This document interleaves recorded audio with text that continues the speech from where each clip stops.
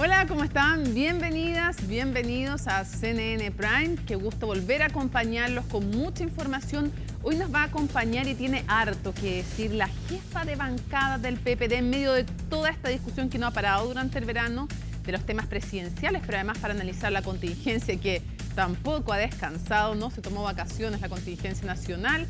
Bueno, mucho que preguntarle a Camila Busante, diputada entonces de la bancada jefa de PPD e Independientes. Vamos de inmediato entonces con estos titulares. A un protocolo de acuerdo llegaron el gobierno y los propietarios de los terrenos de la gran toma del Cerro Centinela de San Antonio. El convenio compromete a que el predio en conflicto se adquiera en un solo acto y a través de cooperativas. Este pacto dejaría sin efecto el desalojo de unas 10.000 personas que debía hacerse efectivo a partir de este jueves. Evelyn Matei llamó a la derecha a construir una coalición lo más amplia posible que replique al 62% que rechazó la propuesta de la primera convención constitucional. Desde republicanos respondieron que no es correcto atribuirse dicho porcentaje. En tanto, parlamentarios de la UDI y Renovación Nacional criticaron a José Antonio Kast por insistir con su candidatura presidencial. En temas internacionales, distintos líderes de todo el mundo llegaron hasta Kiev por el tercer aniversario de la invasión rusa. La presidenta de la Comisión Europea anunció una nueva ayuda de 3.500 millones de euros para Ucrania. En paralelo, el presidente de Francia fue recibido por Donald Trump en la Casa Blanca, quien aseguró que están cerca de lograr un acuerdo con Zelensky sobre las tierras raras. Y en instantes comienza la segunda noche del Festival de Viña del Mar 2025. Quien es la encargada de abrir los fuegos, la gran Miriam Hernández, quien regresa con un show La Quinta Vergara después de 23 años. El humor va a estar a cargo de Chiqui Aguayo, mientras que el cierre de la jornada va a estar a cargo del dúo Hassach. Todo esto y muchísimo más, porque aquí comienza CNN Prime.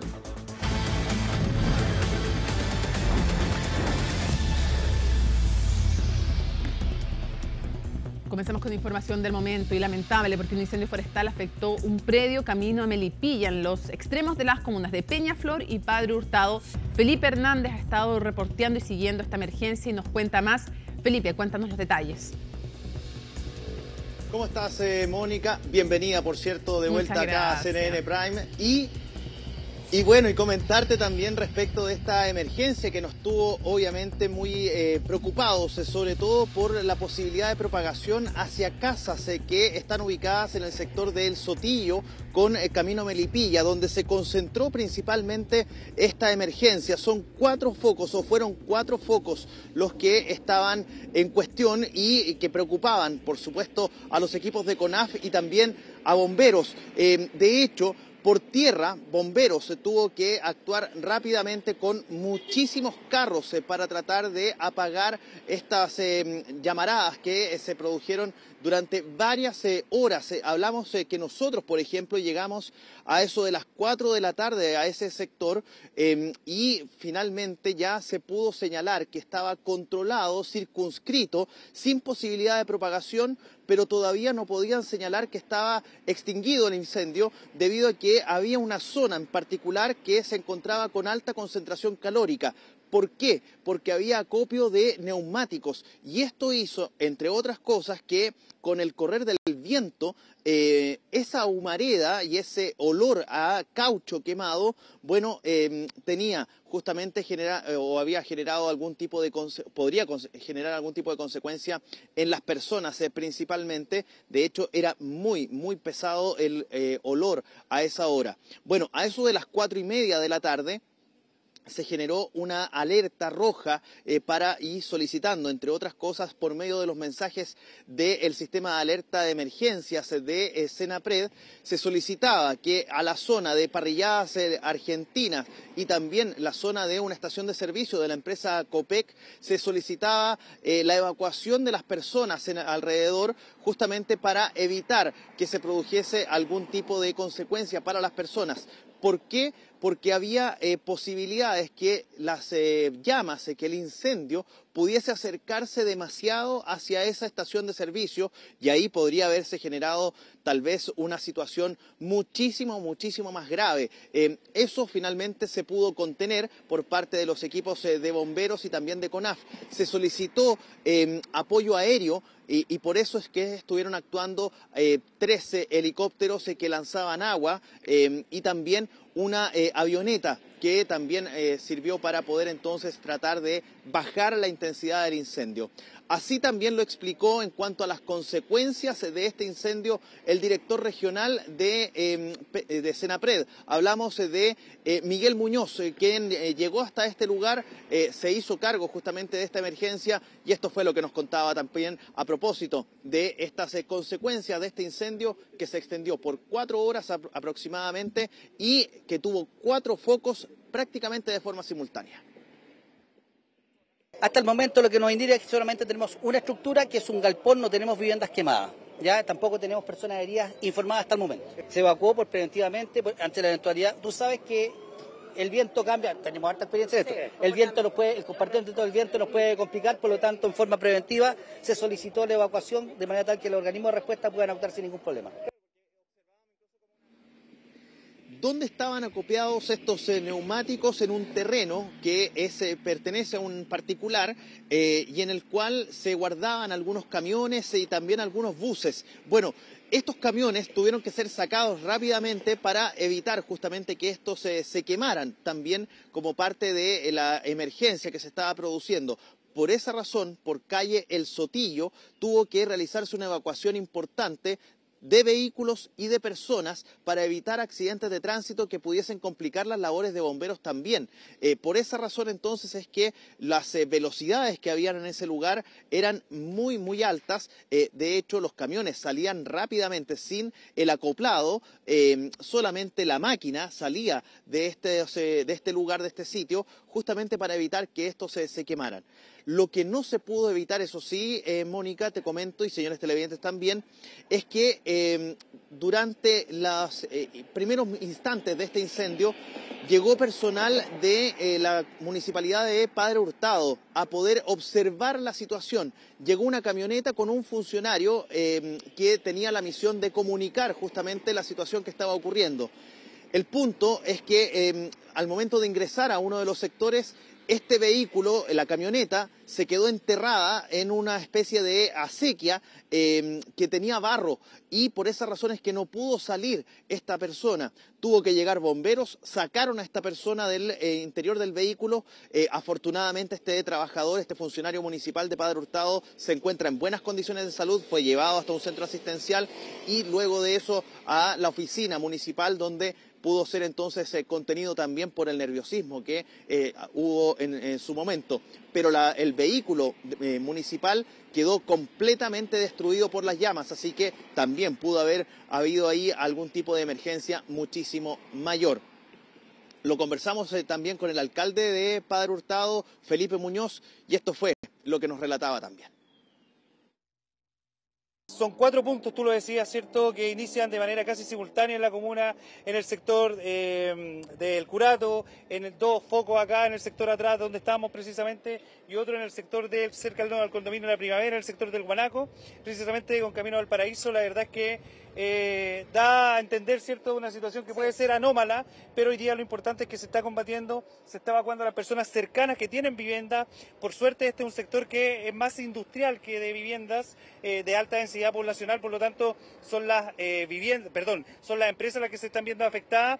No hay hasta el momento ningún daño de tipo de persona que sea de mayor gravedad, ¿cierto? Junto con mi compañero Eiser Zúñiga, bueno, estuvimos recorriendo este lugar, nos subimos a una pasarela peatonal que hay en el sector y ahí pudimos apreciar cómo se estaba o dónde estaba focalizado uno de los focos, porque recordemos, esto se habría iniciado en 4 focos, o tuvo 4 focos que mantenían entonces preocupados a los bomberos, pero al mismo tiempo al otro lado en la dirección contraria, a camino a Melipilla, en un recinto también que está muy cercano a un colegio que está ubicado ahí en ese mismo punto, bueno, se estaba produciendo otro incendio de características forestales. Por lo tanto, había un despliegue en ambos sectores por parte de los helicópteros y también de los bomberos para poder entonces tratar de combatir ambos focos en su minuto. Era impresionante porque estaban por los dos lados, aparecía la nube negra de incendio, estaban ahí en ciernes y finalmente entonces uno de ellos, el que estaba entonces en el sentido contrario al incendio que ustedes están viendo en imágenes, finalmente se pudo apagar porque estaba más reducido en cuanto a tamaño, pero en algún minuto pudo haberse complicado muchísimo más esa situación. Había una preocupación por las personas, yo les había mencionado al comienzo, las familias que estaban en este lugar rápidamente al momento de ver la cercanía con las llamas, bueno, decidieron sacar todas sus pertenencias, especies, también algunos electrodomésticos que fueron sacados, subidos a vehículos y sacados de la casa, pero también había preocupación por las personas. Había muchos menores de edad al interior del domicilio y eso también preocupaba a las autoridades, pero todos quedaron a buen resguardo, no hubo mayores complicaciones y por esa razón entonces es que hubo mayor calma después que se pudo contener un poco el avance de las llamas. Y por otro lado estaban las mascotas, la casa vecina a esta casa que yo te mencionaba, Mónica, respecto de estas personas que tuvieron que evacuar con sus pertenencias. Tenía más de 13 perros y ahí también había una preocupación porque la dueña de casa no quería salir del domicilio porque estaban justamente sus perros. Llegó una clínica móvil veterinaria de la comuna de Padre Hurtado para poder apoyar a esta dueña de casa, quien tenía sus perros, lo pudieron atender también, así que no hubo mayores complicaciones para esas mascotas y también para esta familia. No hubo daños a las casas en ese sentido. Se está investigando el origen de este incendio, pero nosotros estuvimos cuando, como les comunicaba también al comienzo, nosotros llegamos a eso de las 10 para las 4 de la tarde y este incendio estaba muy cercano a nosotros. Nosotros estuvimos prácticamente a unos 50, 80 metros de las llamas y nos encontramos con el propietario de este terreno, donde estaban acopiados estos neumáticos. Esto fue lo que nos comentaba. La pura se quemó ahí atrás un pastizal. ¿Ya? Ahí empezó. Ahí parte todo. Claro. Y estaban ahí al frente, están las parrillas argentinas. ¿Ya? Y estaba tomando, sacaron todos los camiones de ahí al lado también, ¿ves? Y ahora está tomando para acá, po. Está tomando para acá, ¿ves? Claro. ¿Y ahí qué hay acumulado en madera? No, no hay nada. No hay nada, una basura nomás. Ya. Y ahí atrás, pasando la línea, porque ahí también la Salsamor y pasa la línea. Ya. Pasa la línea y ahí están las parcelas, están todas las cosas ahí, po. Tiene que haber sido el sol nomás, o algún vídeo que está ahí botado, no sé, porque no creo que... ¿No había nadie que estuviera pasando por ahí? No, nada, no. Sí, esta cuestión, no creo. Lo último es la condición propia de la ruralidad, de las 18 comunas rurales hoy, producto de los planos reguladores, ¿cierto? Tienes distintos lugares así que lamentablemente a veces son propicios para la propagación de incendios forestales, como es esta zona, ¿no? Y lo más probable que tanto esta como otra zona efectivamente no está dentro de ese plano regulador. Ahora, tú ves que están los distintos equipos acá de emergencia de la región, entre eso también están las policías. No está detectado hoy lo que podría ser la razón, la causa, ¿cierto?, de estos 4 focos, pero seguramente en las próximas horas tanto bomberos como los equipos principales de protección civil van a establecer cuál es la causa. Para dejar en claro entonces, ¿esto no estaba en regla?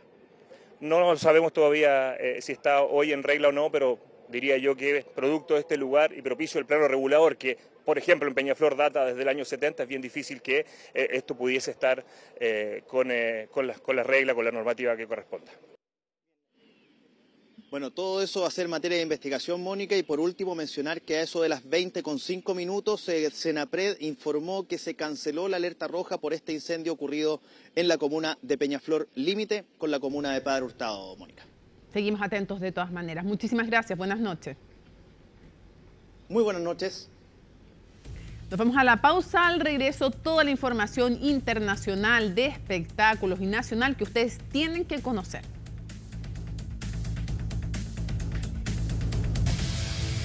Bueno, cuando estamos cerquita al inicio del mes de marzo, las definiciones en torno a la carrera presidencial comienzan a ser inminentes. Desde Chile Vamos insisten en una primaria amplia de la oposición, pese a la negativa del Partido Republicano y por ahora también del Partido Nacional Libertario. En tanto, en el oficialismo aún aguardan la decisión de la expresidenta Michelle Bachelet. Colomba Eichholz nos cuenta. Estamos ya terminando febrero, última semanita, vacaciones para algunos aún. Y vuelta a la realidad para otros, como es el caso del presidente Gabriel Boric y de la abanderada presidencial de Renovación Nacional y la UDI Evelyn Matei, quien este lunes retornó a la capital para abocarse a afinar las bases de su programa de gobierno, que eventualmente tendrá que defender frente a José Antonio Kast y Johannes Kaiser en una primaria presidencial, que hasta el momento no estaría prosperando ante la negativa de los candidatos. Cualquier persona que realmente quiera Chile se da cuenta que tenemos que formar una coalición lo más amplia posible.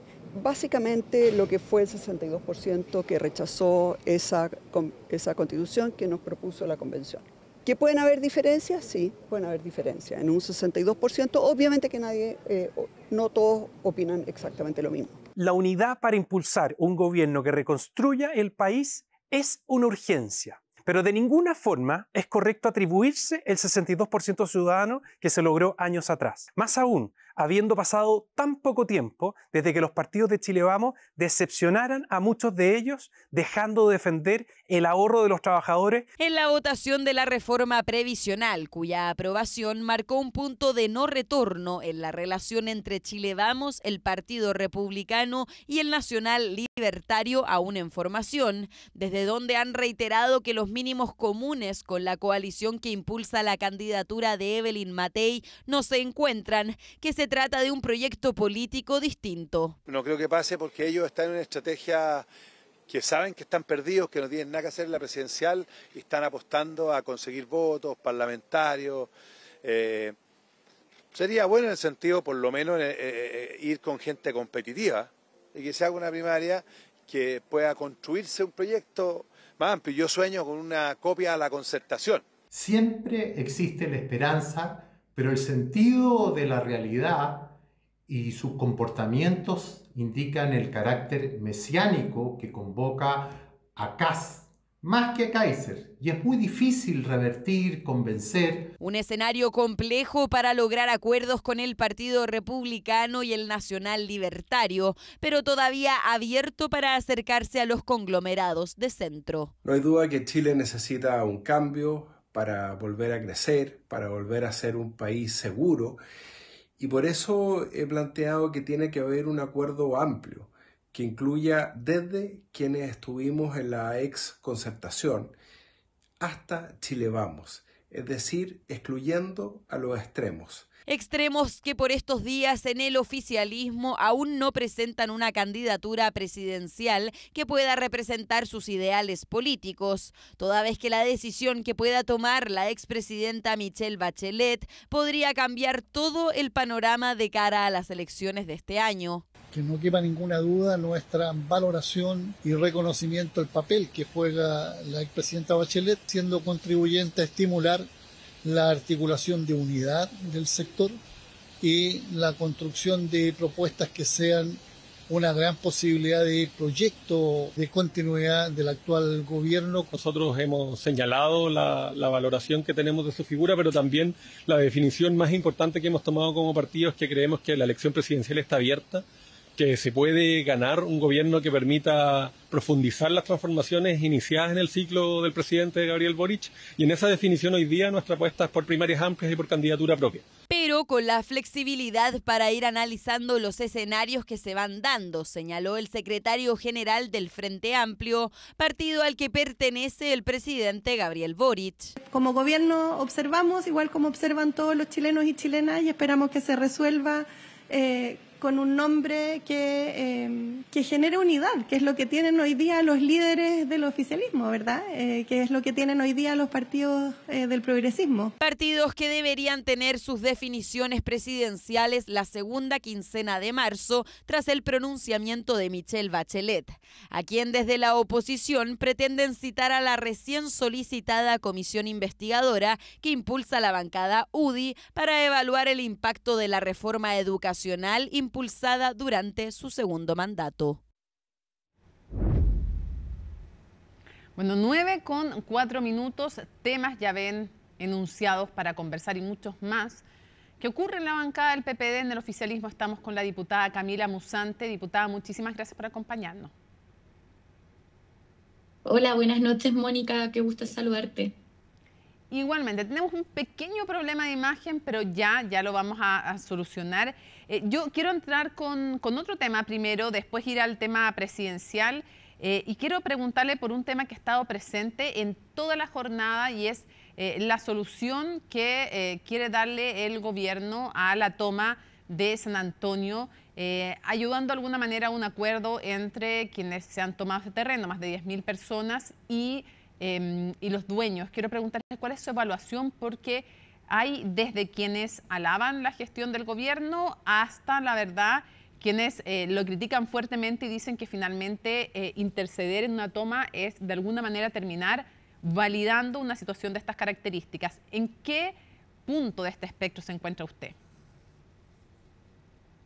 Sí, efectivamente teníamos un problema de conexión, pero ahora sí, te la vemos escucho, perfecto. Mónica. Sí, respecto de la toma de San Antonio, yo estoy de acuerdo y apoyo acá la posición que ha tomado el gobierno, que ciertamente no es fácil, que quizás es un poco impopular, pero me parece correcto. Creo que hay que terminar con este tipo de situaciones y me parece que también el compromiso en avanzar con una política más de largo plazo ha sido consistente de parte del gobierno, así que no veo lugar ni espacio para las críticas en ese sentido. ¿Y por qué usted cree que puede ser un poco impopular? ¿En qué sentido puede ser impopular la postura del gobierno? No, porque por ahí hoy día escuchaba algunas críticas que decían que era impresentable que desde el gobierno se forzara, ¿verdad?, a interceder en esta toma en San Antonio, que existía quizás poca empatía o poca, sí, empatía es la palabra, respecto a las personas que están sufriendo en esa situación y que por lo tanto se veía como un poco mal desde un gobierno progresista intervenir en esta toma, pero a mí me parece que es lo correcto y en esto por eso avalo la postura que ha tenido el Ejecutivo. El gobierno de alguna manera debe dar garantías de que si no se paga el precio al que se llegue, puede poner a disposición terrenos fiscales. De alguna manera ayudar en una solución no es validar una toma que es algo ilegal. No, porque a mí me parece que también es comprometerse con encontrar una salida para las personas que están en esa situación, que están hoy día en la toma, y yo creo que en eso que el Estado intervenga, creo que es la postura correcta, más allá de que pueda ser cuestionable, por eso yo lo decía hace un momento, que pueda ser impopular. Creo que el Estado encontrando soluciones a propósito de ver la viabilidad de la compra de los terrenos es lo correcto en casos como este. ¿Y qué se le dice a las personas que llevan años esperando sin tomarse un terreno por una vivienda? Bueno, en eso yo lo decía antes, creo que el gobierno ha mostrado que tiene un compromiso consistente con una política habitacional que ha ido cumpliendo pese a las dificultades que ha encontrado en el camino con el plan de emergencia habitacional y que yo espero que sea sostenida por los gobiernos que vengan. Pero de alguna manera, no es decirle a la gente, si usted se toma un terreno, igual le vamos a ayudar. Ayuda que no reciben necesariamente todos quienes están esperando legalmente por una vivienda propia. No me parece, Mónica. Yo creo que lo correcto es que exista una intervención del Estado tanto para solucionar un conflicto, como en este caso la toma de San Antonio, así como para dar una salida definitiva a quienes hoy día están esperando, y sabemos que hay comités de vivienda que tienen 12, 20 años, que personas que no optan, ¿verdad?, por la toma de terrenos y que realizan estos procedimientos de acuerdo como a los conductos regulares, y a ellas yo creo que el Estado tiene que priorizar en políticas como, por ejemplo, los planes de emergencia habitacional. ¿Y las tomas se deben desalojar o no?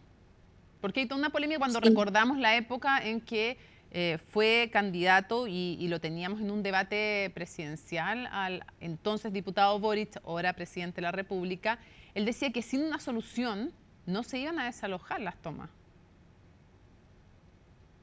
No, a mí me parece que las tomas hay que desalojarlas, pero no se pueden tomar decisiones aisladas, Mónica. Por eso es que yo recalcaba que es importante que hayan salidas a largo plazo en materia habitacional, porque si por una parte se va a ejecutar y realizar un desalojo de una toma, que me parece correcto hacerlo, porque además en la infracción de una ley, como tú decías, tampoco se quiere mostrar un ejemplo de que finalmente se está invitando a saltarse la fila o a violar lo que establece la ley hoy día para lograr conseguir una salida habitacional, sino que el que tiene que hacerlo para todas aquellas personas es el Estado. Por eso es que es súper importante y creo fundamental continuar reforzando la implementación del plan de emergencia habitacional que ha llevado a cabo el presidente Boric y su gobierno, y espero que esto sea de continuidad en los gobiernos que vengan. Entonces hay que desalojar las tomas. La quiero llevar a otra materia, más allá de esta, otra de las noticias también que ha estado en la agenda noticiosa desde ayer incluso, es la referida a la contratación de la pareja el asesor Miguel Crispi, jefe de los asesores del segundo piso, en el Museo Interactivo. Eso ha sido respondido por el director del museo. La pregunta es si para usted las explicaciones del director del museo son satisfactorias. Mira, yo creo que lo fundamental es que la contratación se ajuste primero a una necesidad por parte del museo, y en segundo lugar, creo que también se tienen que cumplir los criterios de idoneidad profesional y cualificación para el cargo, finalmente. Si eso es así, entonces no existiría conflicto de interés con la contratación de la pareja del actual jefe de asesores del segundo piso, el señor Crispi. Yo creo que ese no es el conflicto en sí, sino que la razón de la contratación nunca puede ser una vinculación de matrimonio o de parentesco, porque entonces lo que estaríamos avalando sería fórmulas de nepotismo. Entonces, yo creo que el principal criterio acá que tiene que despejarse, y en eso creo que algo apunta o algo da luces el director del museo, es que tiene que existir necesariamente un criterio de necesidad. Por eso, y la de pregunta idoneidad es, para una ¿usted contratación. cree que es una persona, lo que sabemos, entre otras cosas, es que va a desempeñar el cargo de itinerancia, productora de esa área? Sabemos que no tiene educación universitaria, sabemos que terminó cuarto medio, lo cual no necesariamente equivale a no estar preparada, pero la pregunta es, se dijo que este gobierno iba a ser un gobierno donde no iban a haber pitutos y no iba a haber contratación de familiares. No es una repartición específicamente del gobierno, pero tiene representantes del gobierno en el directorio y tiene financiamiento también por parte del Estado. Por lo tanto, es una situación ahí en el límite. La pregunta es, más allá incluso de este caso, ¿este gobierno ha cumplido, cree usted, a cabalidad con la promesa de que no sea un gobierno de pitutos o donde hay contrataciones por parentesco o por amistad? Derechamente. Casos como este yo creo que no es el primero que vemos, y creo que la promesa claramente no se ha cumplido. Por eso yo esperaría, más allá de las declaraciones del director del museo, un pronunciamiento formal desde la vocería de gobierno para conocer finalmente cómo se cumple un criterio de idoneidad, de estar cualificada, ¿verdad? Más allá de que sea la pareja, no existe ningún tipo de sanción ni de censura por aquello. Ese no es el problema en sí. El tema o lo que está en cuestión es que se haya contratado por las razones correctas. Y yo creo que casos como lo que dices tú, Mónica, de que hayan existido amiguismos o finalmente lo que se decía, acabar con los pitutos, a mí no me parece que haya sido una promesa que se haya cumplido al 100%. Y es más, ya que entramos en terreno en materia de contrataciones, yo presenté en su momento un proyecto de modificación a la actual legislación del lobby, y además para la ampliación de las inhabilidades, precisamente para acabar no solo con este tipo de prácticas, sino como para blindar todo el espacio de la contratación pública de cualquier otro interés que no sea que haya una persona que esté preparada para ejercer el cargo para la cual se designa. Así que ojalá que podamos avanzar en esa materia, porque además es un compromiso de gobierno, es una promesa de campaña y se ha ido reforzando año a año, pero no hemos visto todavía que se cumpla en la práctica y que se cambie nuestra actual legislación, yendo un poquito más allá de estos casos. Usted en algún momento, hace un par de semanas, dijo todos los caminos llevan al segundo piso de la Moneda a raíz del tema de la fallida compra de la casa del expresidente Salvador Allende. Yo quiero preguntarle también derechamente si usted cree que Miguel Crispi debe permanecer en su cargo o no. Hace algunos meses la presidenta del Partido Socialista aquí en CNN Prime, Paulina Bodanovich, dijo que se hacía difícil la permanencia a raíz de otros casos previos de Miguel Crispi en el segundo piso. ¿Usted cree que él es un aporte, no es un aporte, se hace difícil su permanencia o no? ¿Le parece que se justifica o no su permanencia? Yo también creo que se hace complicada y compleja su permanencia porque se ha visto envuelto en distintas, no sé si polémicas, sino más bien complicaciones para el gobierno en el manejo de ciertas crisis. O sea, quiero recordar lo que fue su participación dentro de la Comisión Especial Investigadora por el caso Monsalve, donde en general todos los representantes del Poder Ejecutivo tuvieron una actitud colaboradora con la investigación de responder las preguntas que se hicieron salvo la excepción del jefe asesor del segundo piso, el señor Crispi. También lo vimos respecto del caso de convenio con un desempeño dentro de la propia Comisión Especial Investigadora que levantó la Cámara de Diputadas y Diputados, que más terminó complicando al gobierno que colaborando. Entonces, yo creo que en esto hay que cumplir con suficiente lealtad la promesa y también el mandato que ha dado el presidente Boric de ser un gobierno que cumpla con ciertos estándares de transparencia, de colaboración, sobre todo cuando vemos al Poder Legislativo fiscalizando. Yo puse el ejemplo de 2 comisiones especiales investigadoras por el caso Convenio, por el caso del exsecretario Manuel Monsalve, y no creo que se cumpla al 100% ese mandato respecto del señor Crispi, siendo que él tiene un rol fundamental dentro del gobierno, que es estar a cargo del segundo piso. Entonces, yo también veo bastante compleja hoy día su permanencia dentro del gobierno, pero bueno, queda un año todavía y yo esperaría más que nada ver un cambio y un compromiso que se ajuste a lo que ha solicitado el propio presidente. ¿Le parece que está ahí más bien por su relación con el presidente? Yo eso no lo podría calificar, Mónica, ni te lo podría asegurar, pero sí he visto que ha complicado bastante al propio presidente Boric y eso es algo que a mí me preocupa profundamente. La llevo entonces al tema presidencial. ¿Toa o Bachelet? Yo esperaría que dentro de la primera semana del mes de marzo tengamos una definición de la expresidenta, en primer lugar. Y si ella va a ser candidata, yo sigo sosteniendo que es necesario que se haga igualmente una primaria lo más amplio dentro del sector oficialismo, incluso más allá, o sea, incluso incorporando a los sectores del centro, a la democracia cristiana. Yo creo que es necesario encontrar unidad en estos tiempos, pero también es importante ir validando estos procesos de unidad. Si va a ser la expresidenta candidata y hay otras cartas también que hoy día están disponibles para ser candidatos presidenciales, es importante que igualmente se realice una primaria, es importante ir dando las señales de cómo se construye un bloque unido que pueda enfrentar esta elección, así como se ha recordado lo que fue, por ejemplo, la Alianza de la Nueva Mayoría. ¿Debo entender entonces que para usted no ha sido tajante o categórica la expresidenta Bachelet en sus palabras de no ser candidata? Yo entiendo que no ha sido suficientemente categórica porque también existen, y esto es de conocimiento público, bastantes presiones para que ella asuma una candidatura.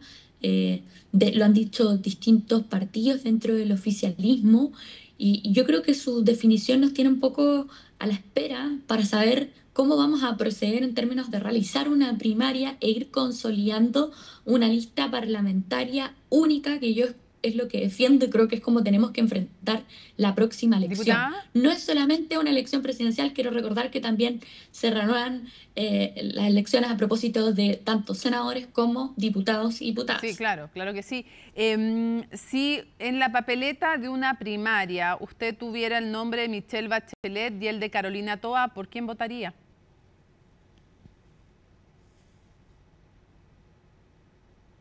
A mí me parece que la ministra del Interior, lo he dicho en otras ocasiones, a propósito de haber priorizado la agenda de seguridad, es una excelente candidata a la presidencia, pero eso también lo va a tener que confirmar ella y yo también esperaría que ocurra dentro de la primera semana. ¿Usted votaría entre Bachelet y Toa en una primaria? ¿Usted votaría por Toa? Yo creo que ya respondí la pregunta, Mónica. Sí, creo, a mí me gusta la candidatura de ella, pero bueno, yo creo que también ella tiene que definir qué es lo que va a hacer si finalmente, y por eso es que es importante que la expresidenta ¿Cuándo tome debiera pronto esta definirlo, Toa? definición. Máximo la primera semana de marzo nosotros debiésemos saber quiénes van a ser las candidaturas del oficialismo que van a estar disponibles para ir a una primaria. No solamente se trata de la expresidenta, no solamente se trata de la actual ministra del Interior, tenemos que conocer todos los que estén disponibles. Está incluso la candidatura ya anunciada del diputado Mirosevic también sobre la mesa. Todas las candidaturas tienen que estar disponibles para enfrentar una primaria. Dos cosas breves para cerrar. Si Carolina Toa no quisiera dejar el gobierno o se lo pidiera el presidente o ella evaluara, qué sé yo, que no quiere competir con Bachelet o que no quiere competir contra otro o que simplemente quiere quedarse, como también tiene libertad para hacerlo, también sería válido que decidiera quedarse en el gobierno. Si eso fuera así, ¿el PPD tiene más nombres que usted cree que debieran ir a esa primaria? ¿Quién cree usted que sería un buen nombre si es que Toa, que es quien usted sostiene su candidata, no fuera una primaria? ¿Quién? Bueno, yo creo que hay muchos nombres y que han surgido también, pero creo que también es una definición que se tiene que dar en la interna del partido. Se han mencionado muchos otros liderazgos, como el caso del actual senador Laos Vera, han salido mencionados también exparlamentarios, pero a mí me parece que es importante que se transparenten quienes tienen las intenciones hoy día de ser candidatos presidenciales, porque creo que es una elección que hay que enfrentar con ganas, que no va a estar para nada fácil el escenario. Hemos visto el avance de la ultraderecha, y estaba atenta a la nota que estaba transmitiéndose antes, Mónica, y veo con preocupación cómo van avanzando las ideas de los sectores de la ultraderecha con mucha fuerza. Por lo tanto, quienes estén disponibles para ser candidatos o candidatas presidenciales tienen que tener un compromiso fuerte con esa candidatura y no hacerlo solamente por presiones externas. Muy breve, diputada, pues se nos acabó el tiempo. La última pregunta. Desde esos partidos de Chile Vamos, pero también desde Republicanos y de Nacional Libertario, que está en formación, han dicho que Bachelet, lo decía por ejemplo el senador Moreira, no es para ellos amenazante porque ellos sostienen de que tendría que dar muchas explicaciones por su gestión. ¿Usted cree que eso es así? ¿Cree que el tener que defender su gestión es un plus, como sostienen algunos, o puede ser un contra, y desde esa perspectiva sería mejor otro nombre, renovar los liderazgos? ¿Cree usted que no es amenazante en el sentido que tiene una gestión que defender?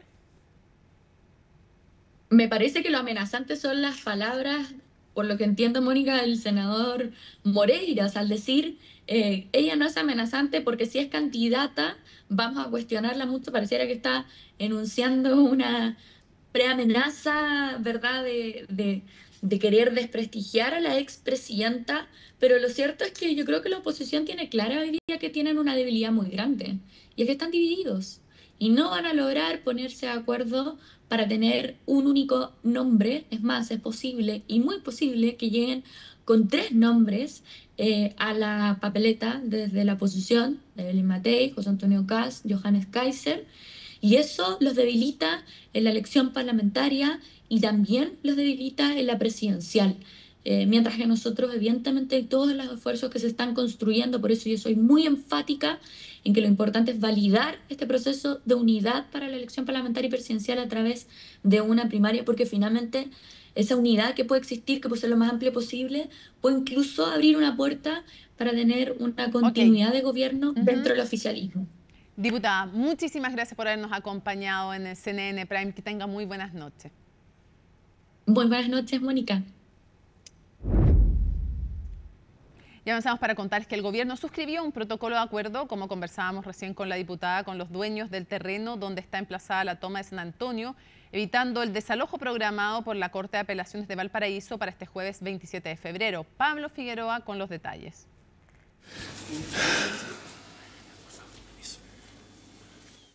Respiro profundo antes de comenzar el punto de prensa tras 2 reuniones y más de 3 horas de negociaciones. Así comenzó la jornada para el ministro de Vivienda y Urbanismo, Carlos Montes, quien encabezó las citas que finalizaron en un protocolo de acuerdo con los dueños del terreno, donde está emplazada la toma de San Antonio. La solución es una mesa técnica que en 6 meses debe resolver las condiciones de venta, un sistema de garantía y precio del terreno y la adquisición de todo el predio en un solo acto por la vía de cooperativas, conformadas por los pobladores, los que van a tener que en definitiva comprar el terreno y a partir de lo cual postular como cualquier ciudadano a los subsidios del Estado. En lo concreto, lo primero es la presentación en la Corte de Apelaciones de Valparaíso de las bases del acuerdo para suspender el desalojo. Las claves de este acuerdo se caracterizan en el propósito común de lograr un resultado positivo pensando en las familias, pero también en garantizar el cumplimiento de las sentencias judiciales. Se logró un aplazamiento, pero mientras no aparezca en el Poder Judicial los 6 meses que están dando para que se pueda conformar y organizar bien el tema de una eventual compra, no podemos cantar victoria al 100%.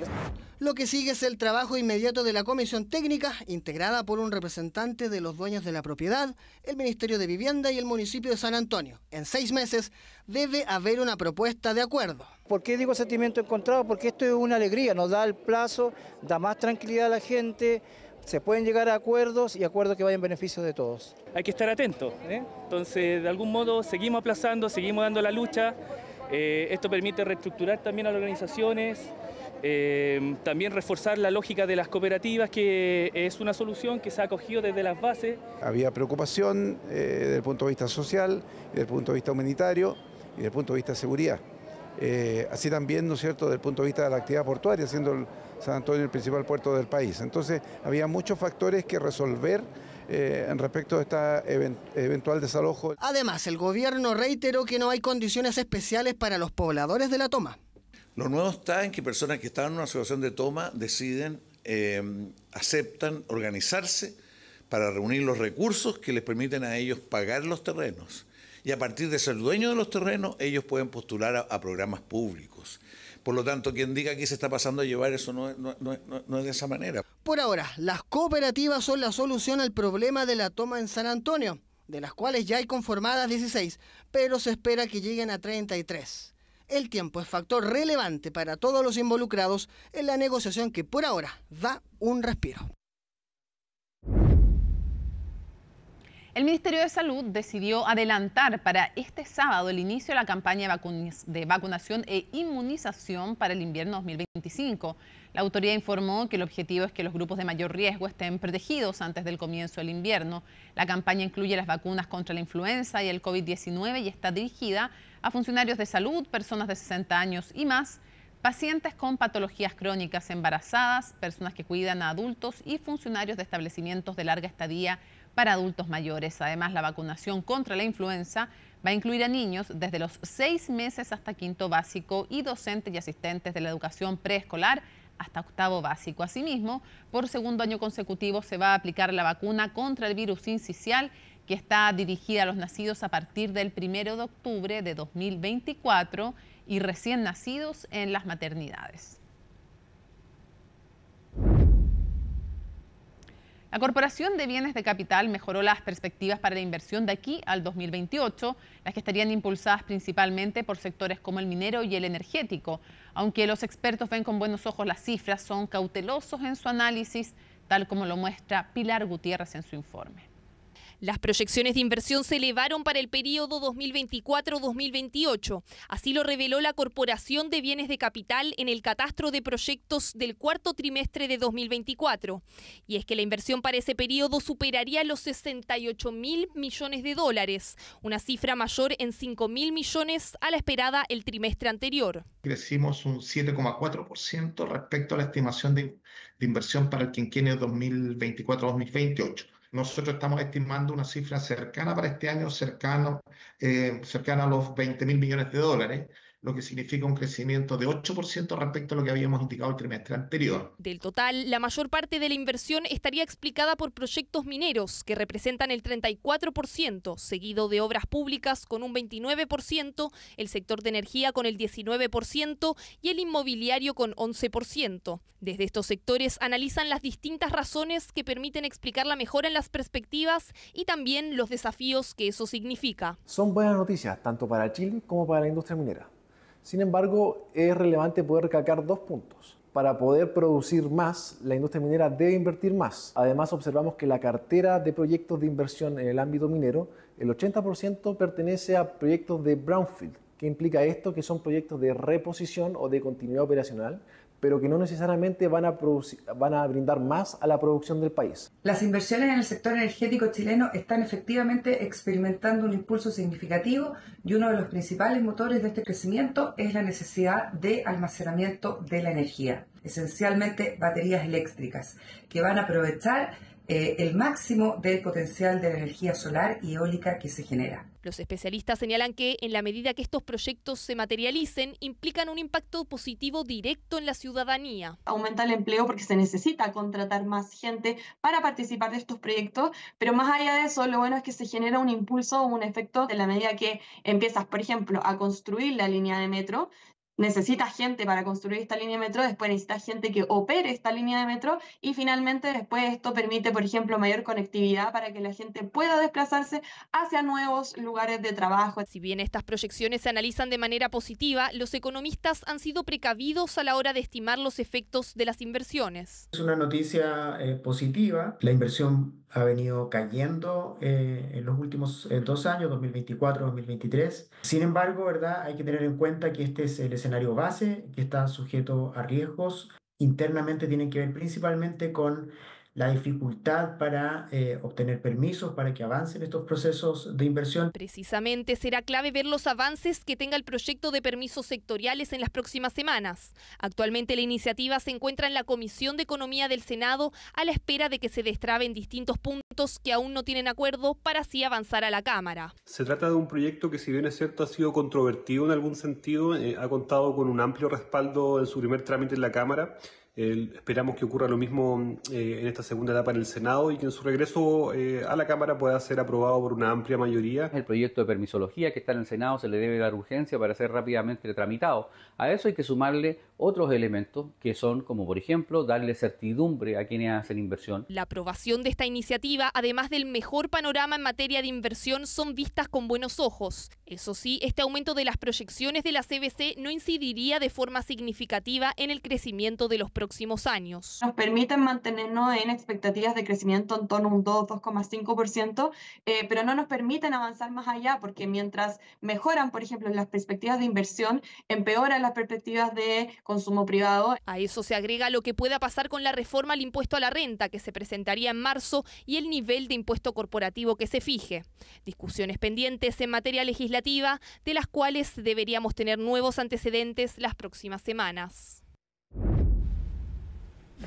Estamos listas junto a Alicia Contreras, nuestra editora internacional, para revisar las noticias de este ámbito. ¿Cómo estás? Buenas noches. ¿Y tú, Mónica? Muy bien, gracias. Hoy se cumplen 3 años de la invasión rusa a Ucrania. Hubo distintos actos en Ucrania, también en la Asamblea General de la ONU. Pero lo último fue Donald Trump quien recibió a Emmanuel Macron en la Casa Blanca. Ahí fue el presidente de Francia para abogar por la postura de Europa en torno a las conversaciones para poder lograr la paz en Ucrania. Salieron hartas declaraciones importantes. Acá Donald Trump dijo que este podría ser el momento adecuado y quizás el único para lograr la paz.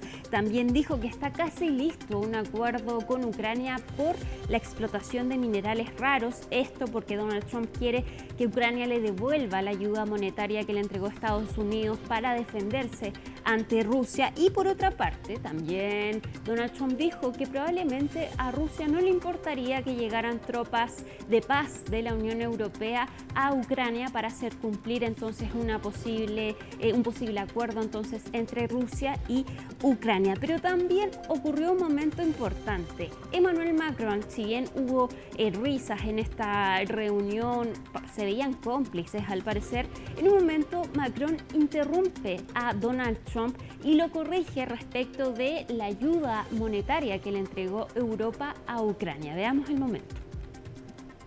Europe is loaning the money to Ukraine. They get their money back.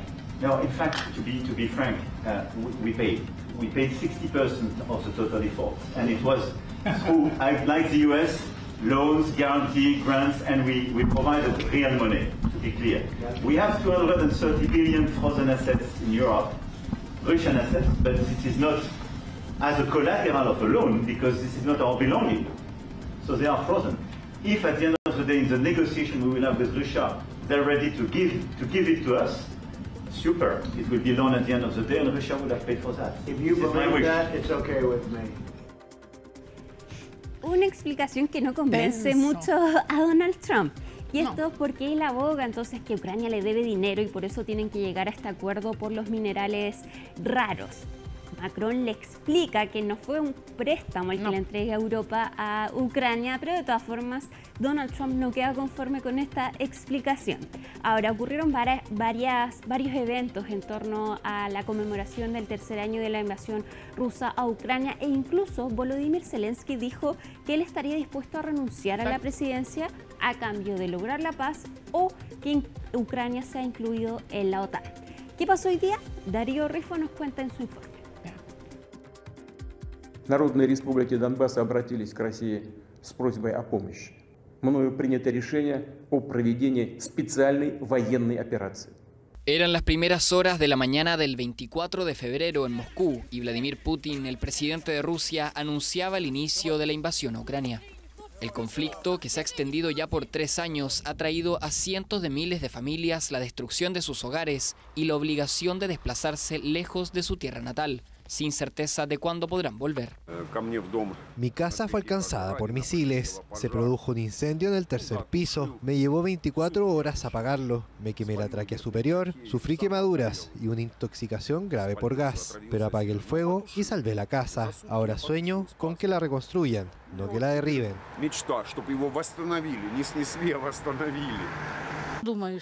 No creo que haya un acuerdo de paz. ¿Cómo pueden ponerse de acuerdo? ¿En qué pueden ponerse de acuerdo? Hay tanta destrucción. No sé quién lo arreglará o quién será a cargo de ello. A 3 años del inicio de la guerra, Ucrania sigue bajo la ley marcial y sin poder llamar a elecciones. Algo que le valió críticas al presidente de Ucrania, Volodymyr Zelensky, quien fue calificado como dictador por su homólogo estadounidense Donald Trump. En medio de este aniversario, Zelensky aseguró que está dispuesto a renunciar si eso significa la paz en su país. Si se trata de la paz en Ucrania y realmente quieren que deje mi puesto, estoy dispuesto a hacerlo. En segundo lugar, puedo cambiarlo por la pertenencia a la OTAN si existe esa posibilidad. Lo haré de inmediato sin una larga conversación al respecto. Russia believed he would fall in 3 days. Russia believed our government would flee. However, Russia miscalculated gravely. En medio del aniversario por los 3 años de la guerra, Estados Unidos votó junto a Rusia contra una resolución de las Naciones Unidas presentada por Ucrania y la Unión Europea que condena la agresión rusa y llama a la devolución de territorios ocupados, moción que fue ampliamente aprobada. Kiev, que hace 3 años se encontraba bajo un intenso asedio ruso, fue hoy un punto de encuentro para distintos líderes mundiales. El evento estuvo marcado por la presencia de autoridades europeas que han mantenido su apoyo a la causa ucraniana y han anunciado una nueva ayuda monetaria. La guerra en Ucrania sigue siendo la crisis más importante y de mayor trascendencia para el futuro de Europa. Putin está intentando más que nunca ganar la guerra sobre el terreno. Su objetivo sigue siendo la capitulación de Ucrania. Datos de la ONU cifran en 12.000 los civiles fallecidos a causa de la guerra. Con las negociaciones en curso, el fin del conflicto parece estar más cerca que nunca, pero se teme cuáles puedan ser las condiciones ofrecidas a Ucrania como parte del trato. Y vamos ahora a Alemania porque ayer se registraron elecciones en el país y los resultados los podemos resumir en 3 claves. Primero, los conservadores entonces llegan al poder, sacan su mejor resultado, probablemente Friedrich Merz va a ser el canciller entonces de Alemania. En segundo lugar, los socialdemócratas de Olaf Scholz, entonces peor resultado que han tenido en los últimos años, quedan en tercer lugar, pero probablemente con ellos van a hacer alianza para formar gobierno, los conservadores. No pueden solos. No pueden ir solos. Y tercero es el gran resultado que tuvo Alternativa para Alemania, ultraderecha, que quedan en segundo lugar y doblan su apoyo desde las últimas elecciones. Tenemos una gráfica para ver entonces los resultados de estas elecciones alemanas. Ahí lo vemos, la CDU, la centro derecha, entonces queda en primer lugar con el 28%, 208 escaños en el Bundestag, el Parlamento alemán, pero no pueden gobernar solos y probablemente van a formar gobierno con la SPD, los socialdemócratas de Olaf Scholz, entonces con 16% de los votos. Alternativa para Alemania queda con 20% de los votos y 152 escaños. Ya dijeron que no van a formar gobierno con este partido, pero de todas formas es una fuerza que va a ser muy importante en el Parlamento alemán, dada la cantidad de escaños que tienen.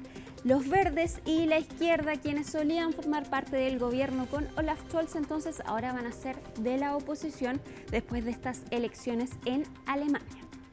Ahí está, tema que vamos a analizar este miércoles en profundidad en Conexión Global Prime. Y vamos a terminar entonces con la salud del Papa Francisco, porque presentó una leve mejoría y se juntaron en la Plaza San Pedro para rezar el rosario por su salud. Tenemos el informe de Javier Romero desde el lugar. El parte médico del lunes es sin lugar a dudas más positivo porque se habla de esa ligera mejoría del Papa Francisco, la ligera mejoría de algunos parámetros médicos, no se especifican cuáles en este parte médico, pero en todo caso dan ejemplos que manifiestan, digamos que muestran esa ligera mejoría, y es que el Papa, el Vaticano dice que ha retomado incluso el trabajo y que también retomó una costumbre que solía hacer antes de entrar en el hospital, también lo hizo dentro del hospital, pero no en los últimos días, como es llamar a los católicos que están en la parroquia de Gaza. Por tanto, digamos que las novedades con respecto a la salud del pontífice son buenas, si bien es cierto que por otro lado también los médicos no hacen previsiones para las próximas horas. Se limitan a decir que han mejorado esos niveles, que no hubo otras crisis respiratorias como la que tuvo el Papa Francisco el sábado, y también señalan que la infección renal que detectaron el domingo por el momento no preocupa. Para CNN, Javier Romero, Roma. Sigue hospitalizado entonces el Papa Francisco, leve mejoría, tiene una leve también falla renal, pero hasta ahora se mantiene activo según el último comunicado del Vaticano. Muchísimas gracias por toda la información, seguimos atentas a esta y a todas las noticias del mundo y juntas nos vamos a la pausa y regresamos con más aquí a CNN Prime.